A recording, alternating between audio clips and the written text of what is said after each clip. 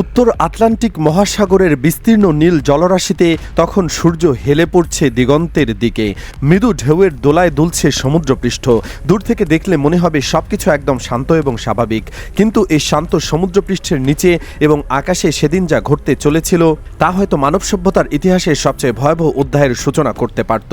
এমন এক রোমহর্ষক ঘটনা ঘটে গেল যা তৃতীয় বিশ্বযুদ্ধের দরজা খুলে দিতে পারত মাত্র কয়েক সেকেন্ডের মধ্যে। সেদিন সেই এলাকায় আমেরিকার নৌবাহিনীর সবচেয়ে আধুনিক এবং শক্তিশালী যুদ্ধজাহাজ ইউএসএস জেরাল্ড আর ফোর্ড টহল দিচ্ছিল। এই বিশাল যুদ্ধজাহাজটি একটি ভাসমান শহরের মতো। এতে একসাথে ৫,০০০-এর বেশি সৈন্য থাকতে পারে।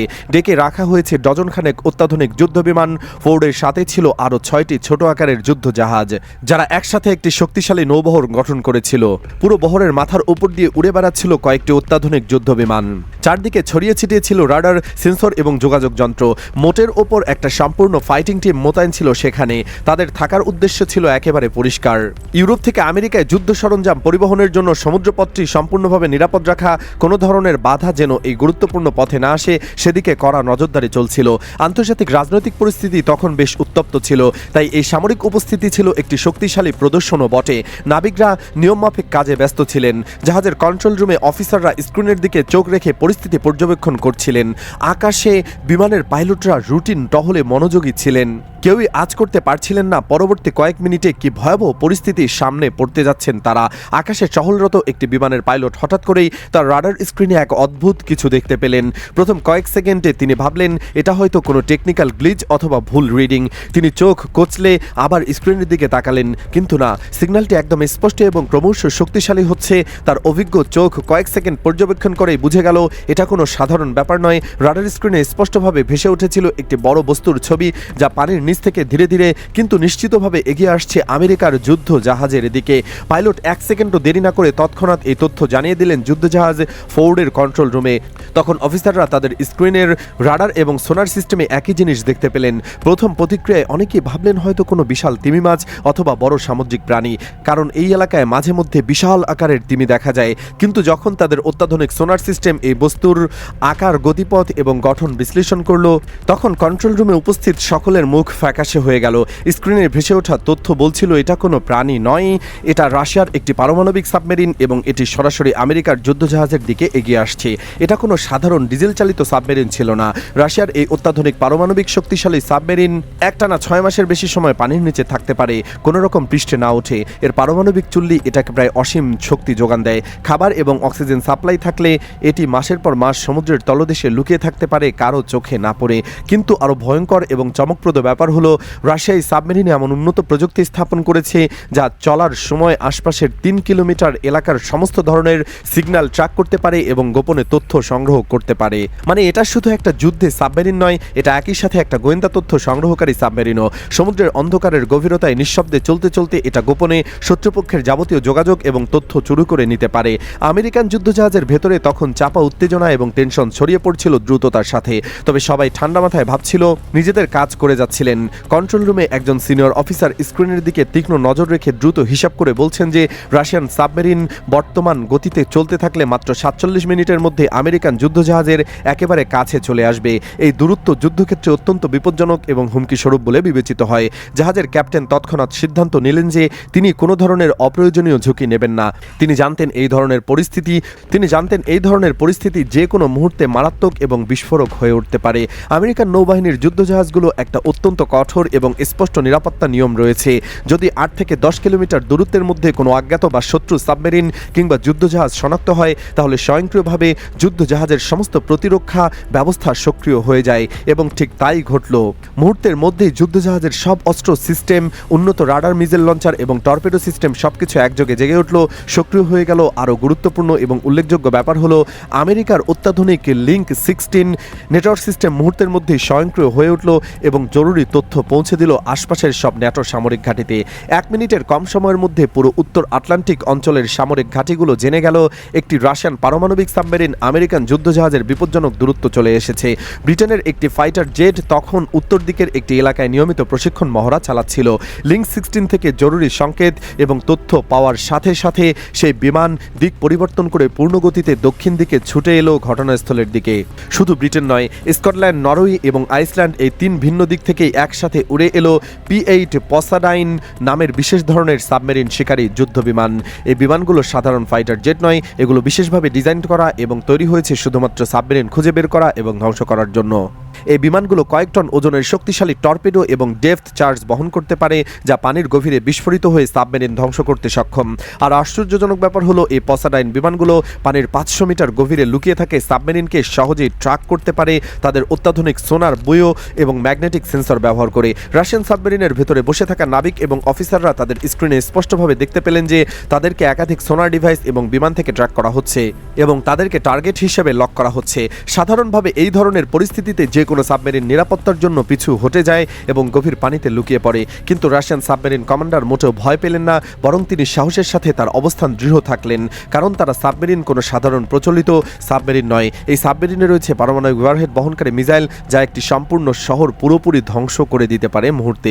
সাথে রয়েছে অত্যাধুনিক সুপার ভিটেটিং টর্পেডো, যা প্রতি ঘন্টায় 300 কিলোমিটার গতিতে ছুটে গিয়ে যে কোনো যুদ্ধজাহাজকে মিনিটের মধ্যেই ডুবিয়ে দিতে পারে।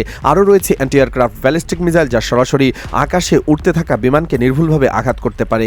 মানে একটা সাবমেরিন একাই সমুদ্রের আকাশে এবং স্থলভাগে একযোগে মারাত্মক আক্রমণ চালাতে সক্ষম। কিন্তু রাশিয়ান কমান্ডার একজন অভিজ্ঞ সামরিক কর্মকর্তা হিসেবে বুঝতে পারছিলেন যে পরিস্থিতি অত্যন্ত নাজুক এবং সংবেদনশীল। একটু বেশি সাহস দেখালেই বা ভুল সিদ্ধান্ত নিলেই হয়তো শুরু হয়ে যাবে একটি সর্বাত্মক ভয়াবহ যুদ্ধ, যার পরিণতি হবে ভয়াবহ। তাই তিনি সরাসরি কনক্রিপ্টেড চ্যানেলে যোগাযোগ করলেন রাশিয়ার মূল বেস থেকে কমান্ড কন্ট্রোল রুমে এবং পরিস্থিতির বিস্তারিত জানালেন। খবর পৌঁছানোর সাথে সাথেই রাশিয়ার মিগ-29 এবং Su-35 যুদ্ধ বিমান সমুদ্রের দিকে রওনা হলো পূর্ণ গতিতে। এই বিমানগুলো পৃথিবীর সবচেয়ে অত্যাধুনিক এবং মারাত্মক শক্তিশালী যুদ্ধ বিমানগুলোর মধ্যে অন্যতম। এদের গতি এবং অস্ত্রশস্ত্রের ক্ষমতা অবিশ্বাস্য। ততক্ষণে আমেরিকার যুদ্ধজাহাজ ফোর্ডের চারপাশে অন্যান্য ছোট জাহাজগুলো যুদ্ধের জন্য কৌশলগত পজিশন নিতে শুরু করেছে। আকাশে গর্জন করে উড়ে বেড়াচ্ছিল পসাইডন বিমানগুলো। তারা একটার পর একটা সোনার বয় পানিতে ফেলতে শুরু করলো, যেগুলো পানির নিচে শব্দ তরঙ্গ এবং আল্ট্রাসনিক ওয়েভ পাঠিয়ে সাবমেরিনের সঠিক অবস্থান নির্ণয় করে এবং রিয়েল টাইমে তথ্য পাঠায়। পুরো এলাকা হয়ে উঠেছিল একটা সম্ভাব্য যুদ্ধক্ষেত্র। আমেরিকান যুদ্ধজাহাজের শক্তিশালী রাডার সিস্টেম যখন ধরতে পারল যে রাশিয়ান ফাইটার জেট তাদের দিকে অত্যন্ত দ্রুত গতিতে এগিয়ে আসছে, তখন তারাও পাল্টা ব্যবস্থা নিতে বাধ্য হলো। ফোর্ডের বিশাল ডেক থেকে প্রচণ্ড শব্দে দুটি F-20 র্যাপটর যুদ্ধবিমান ক্যাটাপল দিয়ে উড়ে গেল রাশিয়ান বিমানের দিকে বাধা দিতে। F-22 র্যাপটর হলো পৃথিবীর সবচেয়ে শক্তিশালী এবং উন্নত স্টেলথ ফাইটার জেট, যা শত্রুর রাডারে প্রায় ধরাই পড়ে না এবং অসাধারণ যুদ্ধ ক্ষমতা সম্পন্ন।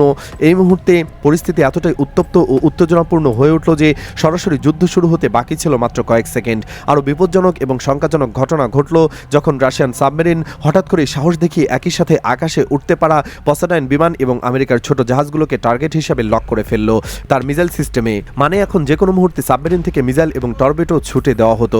যুদ্ধ বিমানের বসে থাকা পাইলটরা, যুদ্ধজাহাজের নাবিকরা চাইলেও এই মিসাইল লক থেকে সহজে বেরিয়ে আসতে পারছিলেন না, কারণ রাশিয়ান মিসাইল সিস্টেম এতটাই উন্নত এবং দ্রুত যে একবার লক হয়ে গেলে পালানোর সুযোগ অত্যন্ত সীমিত।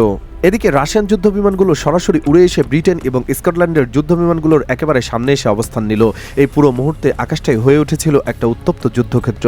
ব্রিটিশ এবং স্কটিশ পাইলটরা খুব ভালো করেই জানতেন যে রাশিয়ার Su-35 বিমান অত্যন্ত শক্তিশালী এবং আধুনিক এবং তাদের সাথে সরাসরি যুদ্ধে জড়ালে পরিণতি অত্যন্ত ভয়াবহ হতে পারে সকলের জন্য। তাই তারা বাধ্য হয়ে কিছুটা নিরাপদ দূরত্বে পিছিয়ে গেলেন, কিন্তু সতর্ক অবস্থানে থাকলেন। উত্তেজনা বাড়তে থাকলো প্রতিটি সেকেন্ডে। ঠিক এই অত্যন্ত সংকটাপন্ন মুহূর্তে আমেরিকার কেন্দ্রীয় পেন্টাগনের কমান্ড কন্ট্রোল রুম থেকে জরুরি নির্দেশ এলো পরিস্থিতি শান্ত করার জন্য। তারা স্পষ্টভাবে বুঝতে পেরেছিলেন যে এখানে যুদ্ধ শুরু হলে তা হয়তো নিয়ন্ত্রণের বাইরে চলে গিয়ে তৃতীয় বিশ্বযুদ্ধে রূপ নিতে পারে এবং তার পরিণতি হবে ভয়াবহ। আমেরিকান যুদ্ধজাহাজের অভিজ্ঞ ক্যাপ্টেন তৎক্ষণাৎ উচ্চপদস্থ কর্মকর্তাদের নির্দেশ মেনে সরাসরি এনক্রিপ্টেড নৌ সামরিক চ্যানেলে যোগাযোগ করলেন রাশিয়ান সাবমেরিনের কমান্ডারের সাথে। তিনি অত্যন্ত শান্ত এবং পেশাদার ভঙ্গিতে জানালেন যে তারা তাদের যুদ্ধবহর নিয়ে আন্তর্জাতিক জলসীমার মধ্য দিয়ে টহল দিচ্ছেন এবং রাশিয়ান সাবমেরিনের বিরুদ্ধে তাদের কোনো বৈরী বা আক্রমণাত্মক উদ্দেশ্য নেই। তিনি কূটনৈতিক ভাষায় বললেন দুই পক্ষই যেন সংযত থাকে। রাশিয়ান কমান্ডারও একজন অভিজ্ঞ এবং বুদ্ধিমান সামরিক কর্মকর্তা ছিলেন। তিনি স্পষ্টভাবে বুঝতে পারলেন যে এই পরিস্থিতি আর এগোনো একদম উচিত নয় কারোর জন্যই। তিনিও তার সাবমেরিন কিছুটা নিরাপদ দূরত্বে সরিয়ে নিলেন এবং মিসাইল টার্গেট লক তুলে নিলেন। দুই পক্ষই বুঝতে পেরেছিলেন অপ্রয়োজনীয় যুদ্ধ কারোর জন্য ভালো নয়। ধীরে ধীরে টেনশন কমতে শুরু করলো, পরিস্থিতি স্বাভাবিক হতে থাকলো। আকাশের যুদ্ধ বিমানগুলো একের পর এক ফিরে গেল নিজেদের ঘাঁটিতে। সাবমেরিন আরও গভীর অন্ধকার সমুদ্রে ডুব দিল নিঃশব্দে। আমেরিকান যুদ্ধজাহাজগুলো তাদের নির্ধারিত পথে চলতে শুরু করলো। আবার এই পুরো ভয়ঙ্কর ঘটনায় মাত্র কয়েক ঘন্টার মধ্যে ঘটে গেল। পৃথিবীর বেশিরভাগ মানুষ হয়তো জানতে পারল না যে আমরা কতটা ভয়ঙ্কর ভয়ঙ্কর কাছে গিয়েছিলাম একটা বড় ধ্বংসাত্মক যুদ্ধের।